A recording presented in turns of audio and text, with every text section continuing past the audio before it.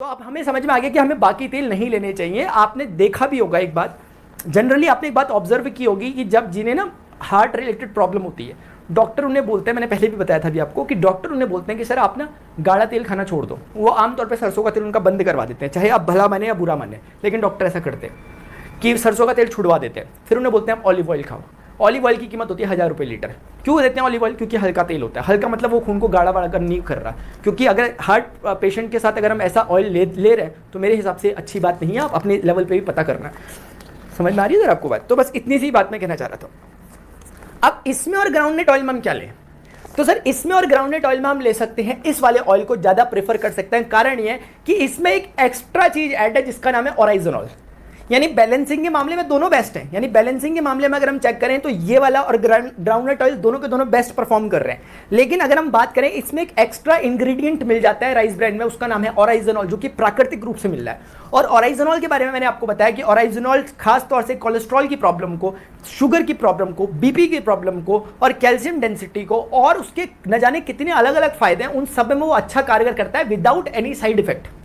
इसकी खोज, ओराइजोनॉल की खोज 1956 के करीब करीब जापान के 2 वैज्ञानिकों ने की है। इसकी अलग हिस्ट्री है। अभी तक कोई भी इसकी तरफ से अभी गामा ओराइजोनॉल का कोई भी साइड इफेक्ट अभी तक नोट नहीं किया गया। यानी कोई साइड इफेक्ट इसका अभी तक नहीं हुआ। 2016 या 17 के करीब करीब भारत सरकार ने भी इसे मान्यता दे दी है। तो इसका मतलब ये नहीं कि कोई ऐसी चीज चल रही है। आज की डेट में आप गूगल वगैरह सबके पास अवेलेबल है, सिर्फ इतना सर्च कर लेना सर कि गामा ओराइजोनॉल के फायदे क्या हैं, ये कर लेना, या फिर ये सर्च कर लेना कि गामा ओराइजोनॉल की मार्केट में कीमत क्या चल रही है उसकी टैबलेट्स की, क्योंकि उसकी टैबलेट भी मिलती है। वो टैबलेट को लोग लेते भी हैं क्योंकि वो विदाउट साइड इफेक्ट चल रही है और बहुत अच्छा परफॉर्म करती है। और वो चीज़ इसमें नेचुरली एडअप है, तो इसीलिए एक फायदा ही हो रहा है। तो आप शायद अब तक ये समझ चुके होंगे कि क्यों मैं कहना चाह रहा हूँ कि ये ऑयल जो मैं कहना चाह रहा हूँ ये किस हिसाब से फायदेमंद है। शायद आपको समझ में आएगा। अब दूसरी बात फिर हमसे लोग पूछते हैं अच्छा ये रिफाइंड ऑयल है। हम कहते हैं सर हाँ रिफाइंड तो है, बोलते हैं हम रिफाइंड नहीं खाते। तो सर फिर हमने पता करने की कोशिश की, क्योंकि मैंने जब करा था, जब मैं लोगों के पास गया था बताने के लिए, तो मैं खुद जब अंदर से सेटिस्फाइड था तभी गया था। हम ऐसा नहीं कि मैंने यूज़ ही नहीं करता हूँ और लेने चले गया। हमारे घर में कम से कम कुछ नहीं तो 15 सालों से, मिनिमम 15 सालों से ये तेल यूज़ हो रहा है, मिनिमम। और मैं आपको बताता हूँ कि इसमें क्या प्लस पॉइंट है, कैसे ये रिफाइंड ऑयल और इसमें क्या होता है। देखिए सर, आप कोई भी तेल बनाओ, किसी भी चीज़ का बनाओ, आप सरसों का बना लो, आप सूरजमुखी का बना लो, आप जैतून का बना लो, आप सोयाबीन का बना लो, किसी का भी बना लो जिसका बना रहा। सर आप मानते हो कि जब तेल बनता होगा तो उसमें कुछ अशुद्धियाँ रहती होंगी जिन्हें साफ़ किया जाना चाहिए। हमारे घर में आने से पहले उन्हें साफ़ करना चाहिए, करा जाता है। उसको कहते हैं सर फिल्टर करना या रिफाइन करना कहते हैं उसे। अब रिफाइन करने के सर कंपनी के पास होते हैं 2 तरीके।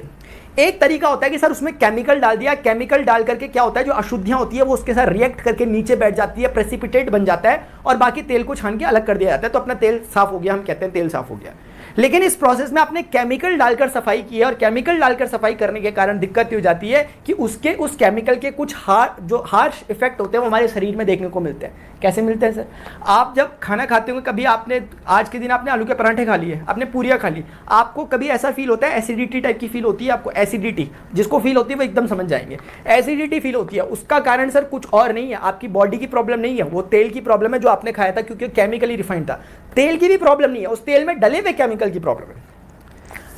ये था केमिकल रिफाइनिंग। एक दूसरा प्रोसेस होता है सर, उसे कहता है फिजिकल रिफाइनिंग। फिजिकल रिफाइनिंग यानी कि फिल्टर किया जाता है, कुल मिला के अशुद्धियों को फिल्टर किया जाता है। जैसे आपने घर में आरओ लगा रखा, या घर में फिल्टर हमारे जो होता है, या हम जब चाय छानते हैं तो चाय हम जब करते हैं, छन्नी लगाते हैं रास्ते में, छन्नी सारी अशुद्धियों को रोक देती है, चाय नीचे आ जाती है। हमने कोई केमिकल मिलाया चाय साफ करने के लिए? नहीं मिलाया, लेकिन चाय साफ हो गई सर। इसे कहते हैं फिजिकल प्रोसेस।